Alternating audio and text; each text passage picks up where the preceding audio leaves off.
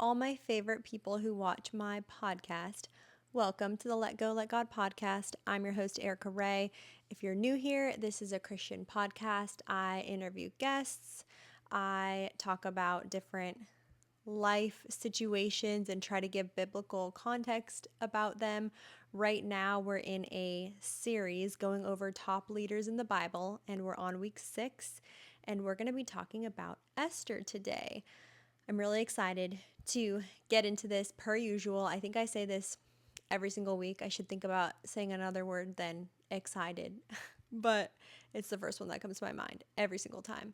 So, before we get into it, I usually give updates.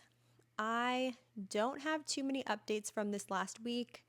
Nothing crazy happened. It is a Friday when I'm posting this. Sorry, not when I'm posting, when I'm recording this.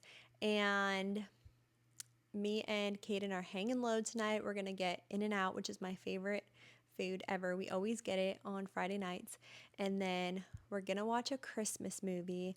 I really want to watch, there's a couple Christmas movies that Lindsay Lohan came out with last year. She's been popping off. She did a really good job. I actually watched them already, but I don't really remember because that was a year ago. So I want Kaden to watch them with me. So I'm going to vote that we're going to pick one of those movies, but I'll probably give him some options so that he can have a say in what we're watching as well.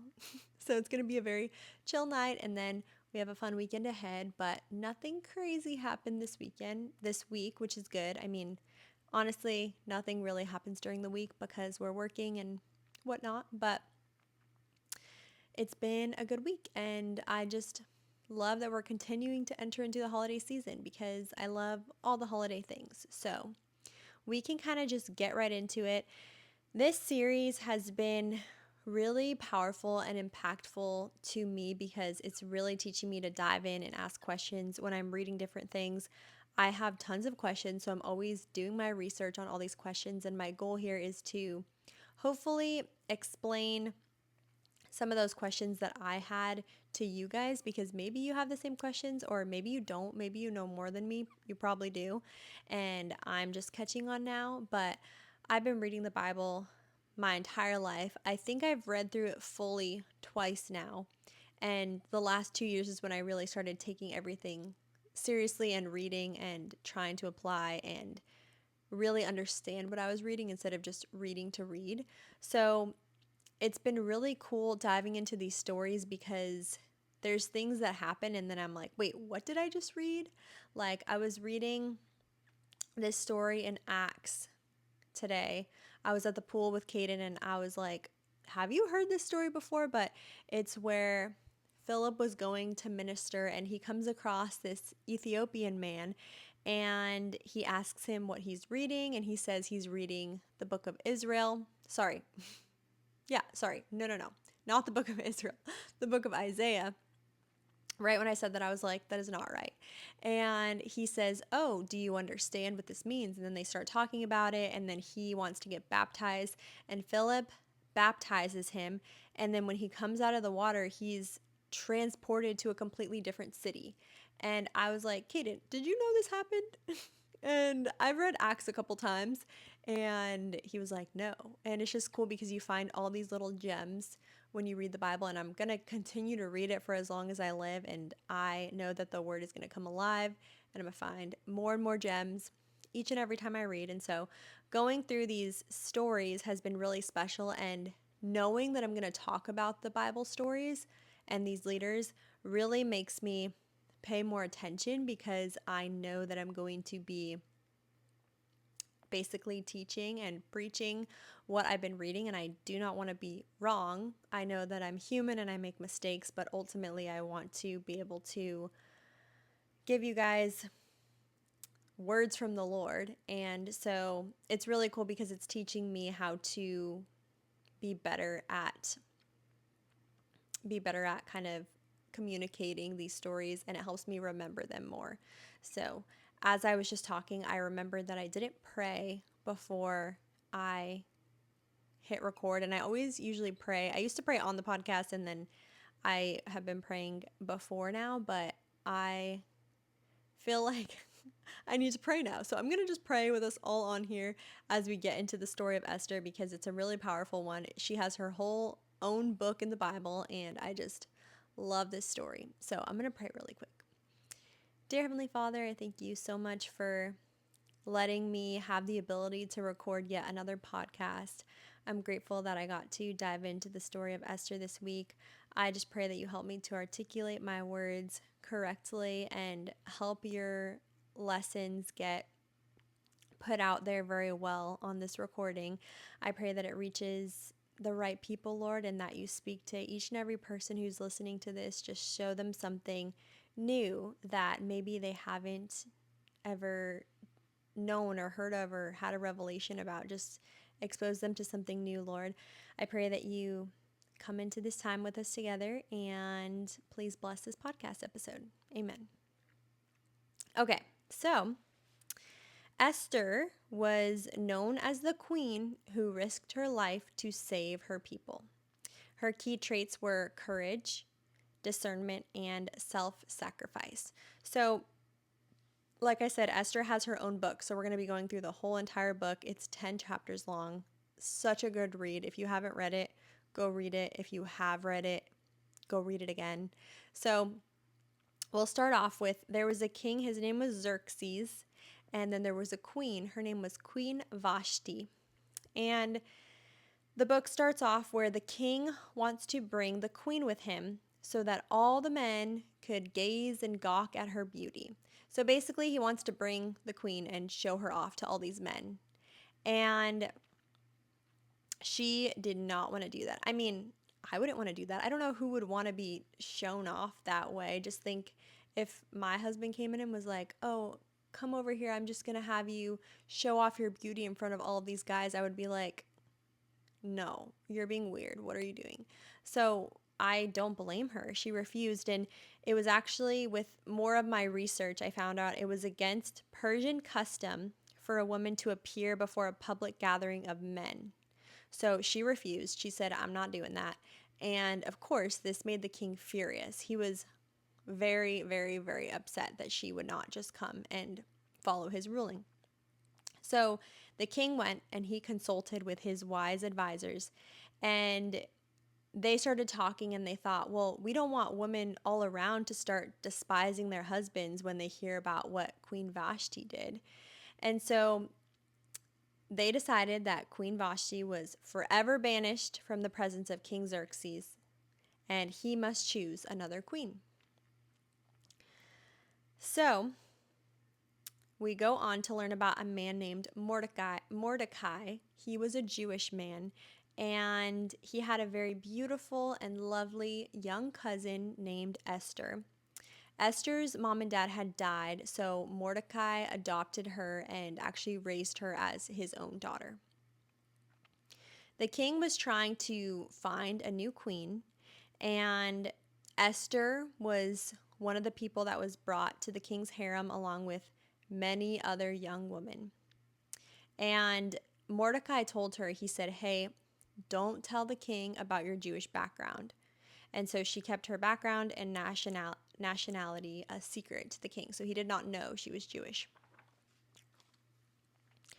So the king became very fond of Esther. He loved her more than any of the other young women. And he decided, you know what?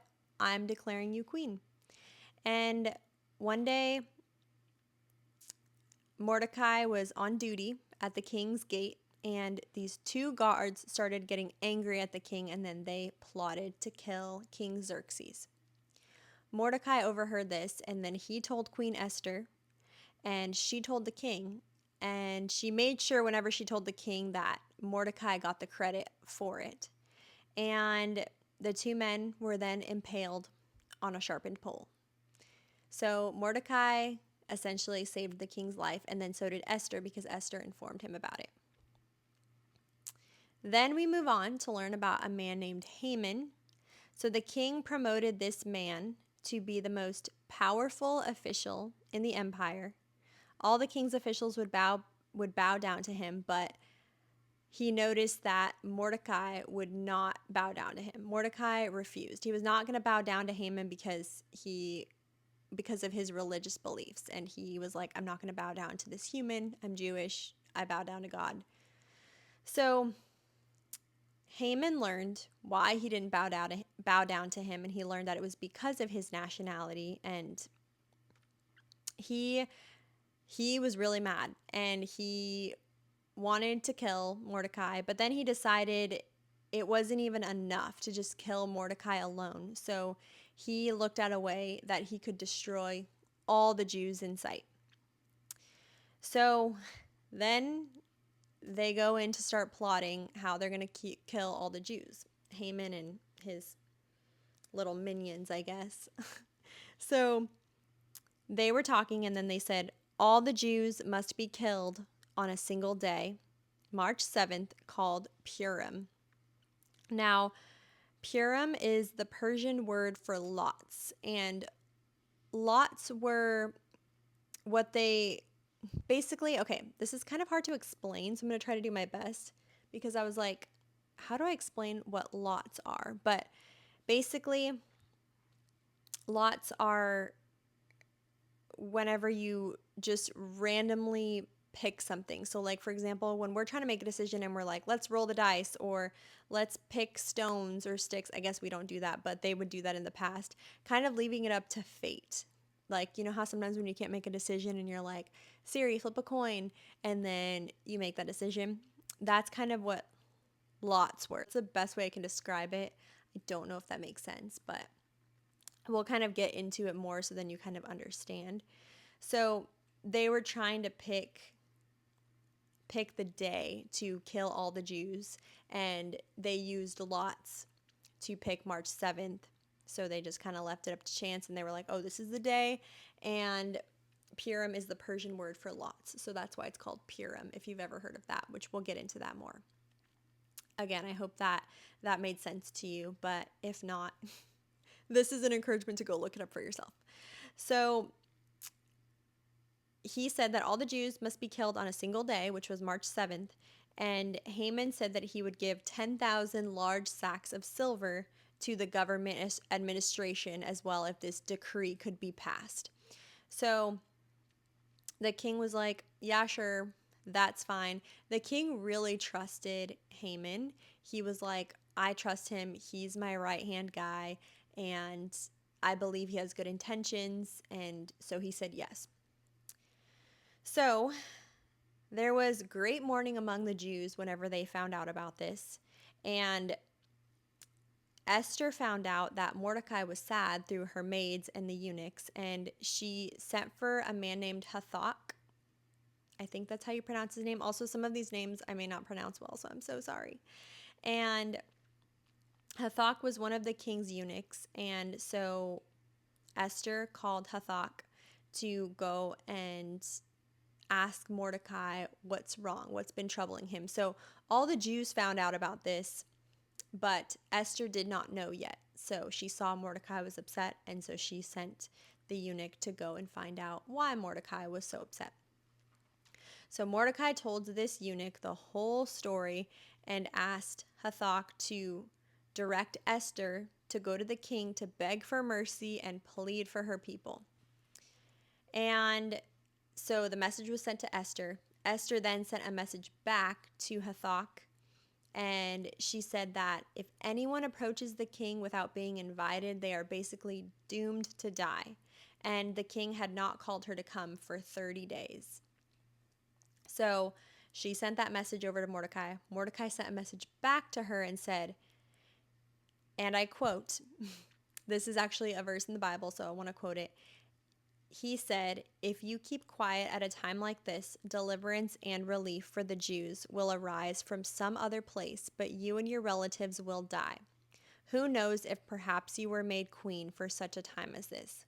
I love that last sentence. I'm going to read it again because it's just, I think we can have so many of these moments in our lives where things happen to us and it's like, who knows if everything you've done in your life has led you to this moment, whether it's ministering to someone or helping somebody with something, or I don't know, there's so many different situations. But the last thing he says is, who knows if perhaps you were made queen for such a time as this, which we can clearly see that she was made queen for this because we know the whole story. But she doesn't. She's in the thick of it. And all she's thinking about is, if I go try to talk to the king, I'm going to die, probably. So she gets that message from Mordecai, and she replied to gather all the Jews and to fast. And she essentially accepted her fate. If I have to die, I'm going to die because it's for my people and for the Lord, and I've got to do this. So Esther went and told the king that she wanted him and Haman to come to a banquet she prepared so that she could share the news with him. So they went to this first banquet, and then Esther said, okay, I'm going to tell you what's going to happen. I'm going to tell you what I want at the next banquet. So she then prepared another banquet. After that first banquet, Haman left. He was feeling all happy, and then he saw Mordecai sitting at the palace gate. And he noticed Mordecai wasn't acting nervous or scared of him, which made him mad. And so Haman's wife and friends suggested that he set up a 75-foot tall sharpened pole to have the king impale Mordecai on. So after that first banquet, the king had trouble sleeping, and so he ordered his attendant to bring the book of the history of his reign so that it could be read to him, which it's kind of funny when you think about this. It's like, imagine you're having trouble sleeping and then you call one of your servants and you're like, hey, read this book to me about all the history of my reign in this palace. Like, it's just kind of funny to think about having this book read to you about all the good things that you've done. But anyways, this attendant came and read the book, and whenever he was reading it, he was reminded of how Mordecai had saved his life by telling the queen about those two people that were planning to kill the king. And the king realized, oh my goodness, did I give him any recognition? Did I give him any recognition or reward for basically saving my life? And his attendants were saying, nope, nothing had been done. And so he called in his right-hand guy, Haman, and he asked, hey, what should I do to honor somebody that really pleases me? And Haman was like, I'm wondering, like, who is the king trying to honor more than him? So Haman's like, why is the king asking me this question? Because I'm the greatest here. Like, who else is he trying to honor?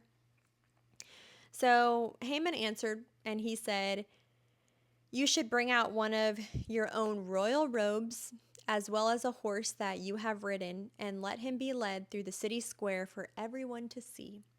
So the king ordered Haman to present those exact things to Mordecai, which Haman didn't know it was Mordecai that he was talking about when he said those things. And so he did that. And in the process, Mordecai felt humiliated because, did I say Mordecai?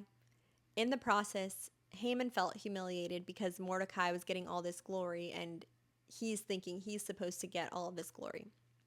So after that, they kind of move on to the story of the second banquet. So at that banquet, the queen then asks the king the big question. She says, my life and the lives of our people need to be spared. And she tells them that her people have been sold to those who would kill, slaughter, and annihilate them. So back whenever I referenced Purim, how Haman was going to take out all the Jews because he was so mad that Mordecai wouldn't bow down to him. Ever since that day, all of the Jews have been basically slaves, and they've been being plotted at, being killed, slaughtered, and annihilated. And the king was actually very shocked about this. He was like, what? Who would do such a thing? And the king didn't realize that when Haman had asked him to take out all the Jews, he didn't even realize what was going on. He got manipulated by Haman, essentially. And he also didn't know that Esther was a Jew either until this moment. So then he was mad because he's thinking, oh, you were going to take out my queen as well? And this just goes to show, when you're in a place of authority, it's so important to know the people that are working around you, because you have to know their hearts. You can't control everybody's actions, of course, but when you are in that place of authority, it is so important to have people who are trustworthy, and also really assessing them and seeing, okay, are their intentions good? Because sometimes people get in places of authority and then that's kind of just, they take that and run. They're like, okay, cool, I got here, I'm going to keep doing this. So the king was shocked at this, and Esther basically ratted Haman out, and he in that moment was so frightened. He said, or in the Bible it says, he grew pale with fright. He was terrified. So the king then ordered Haman to be impaled on the pole he set up for Mordecai. So Haman got killed on the exact pole that he had set up for Mordecai to be killed on. That's pretty bad. So then, after that, King Xerxes gave Haman's property to Esther, and Mordecai was brought before the king. Esther then told the king how they were relatives, and the king took off his signet ring, which he took back from Haman, and gave it to Mordecai. And I was looking up what a signet ring is because I wasn't 100% sure. And it's a ring that has a symbol, initials, or a family seal engraved on it. And it was used like a signature. So it would be pressed into like hot wax or clay. And then anytime the king signed a decree, he would basically take his ring and put it in the hot wax or clay. And then the symbol would be the signature. So it's kind of like a stamp essentially, but it was a ring, which honestly is pretty cool. So he gave the signet ring to Mordecai, and then Esther appointed Mordecai to be in charge of Haman's property. So the king told Esther and Mordecai that the decree that has been written about how the Jews were going to be taken out, it's already been written in the king's name and sealed, and it cannot be revoked. So they decided to come up with another decree, and the king gave the Jews authority to unite to defend their lives. They were allowed to kill, slaughter, and annihilate anyone who might attack them and take their property. So they couldn't take away the initial decree that Haman had helped create, but they could create a new decree where the Jews could actually fight back and they wouldn't get in trouble for that. So the Jews were so happy. They rejoiced and had a great celebration and declared a public festival and holiday. And many of the people of the land actually became Jews themselves because were they were scared of what the Jews might do to them. So I always wonder, I'm like, I hope that they didn't just become Jewish because they were scared, but I hope that they saw really like how these people were following the Lord, which it doesn't say that in the Bible. It says that they feared what the Jews might do to them. So we don't really know, but just something to think about. So on March 7th, the two decrees of the king were put into effect. The enemies of the Jews were like, we're going to take them down. We're going to overpower them. But the exact opposite happened, and the Jews took them out. And then after the 7th, there were so many people that were planning to attack the Jews. So Esther went to the king and she said, hey, can we defend ourselves again on March 8th? Because there's still so many people that are trying to attack us. And he gave them permission to go ahead and do that. So after that, the next day, they ended up resting. And that day is the celebration of Purim. And so on Purim, they feasted, they were joyful, they gave gifts to food, they gave gifts of food to each other and presents to the poor. So this was a big celebration and remembrance for the time whenever they gained relief from their enemies and when their sorrow was turned to gladness and their mourning to joy. So I love this story. I think it's so cool. There's so many different lessons in this story to be learned. And I just love seeing Esther fight for her people. And it truly sounds like, when I'm reading it, it sounds like the king is effortlessly just saying, yeah, sure. Like he's not having much pushback to her. So it just shows how God was with her in the whole entire situation. So I remember I want to say it was a year or two ago, one of my good friends, she actually had a celebration of Purim, and I had read Esther before, but never like this. And before we went over to the celebration, I read through the story, and it was actually really cool to have this celebration because it's almost like you're reenacting the party that happened in the Bible, and it really helps the story stick in your brain. So ever since that day, I always remembered the story so well. And so then reading it again, it's like I think about that day, and I think about all the events that happened and the importance of everything. And I think that that's really cool. She's starting to do these celebrations of the different festivities that people had in the Bible. And I think that that's really cool because it really helps you remember things at a different level. So I think that that is really cool. But that's the story of Esther. She is a rock star. She saved her people. And I think she is worthy of being one of the top leaders in the Bible.